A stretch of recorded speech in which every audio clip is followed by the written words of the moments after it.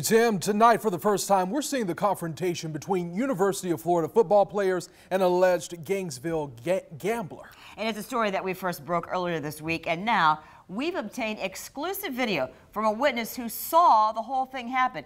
Now, the video shows a fight allegedly involving airsoft guns, rocks, and even a frying pan. Juliet Dreyer has the latest in a story you'll only see on First Coast News. This video shows the incident that landed 6 Florida Gators in front of the school's Student Conduct and Conflict Resolution Department. In it, you see 2 men with assault-style guns that turned out to be airsoft guns. According to a University of Florida police incident report, Kadarius Toney was carrying one that was made to look like an AR-15.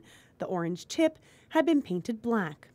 The report names Kyrie Campbell as carrying the other one, which still had the orange tip. We could have had a tragedy for no reason. Chest up, elbows high. James Coleman played football at Florida State from 2002 to 2005. There you go.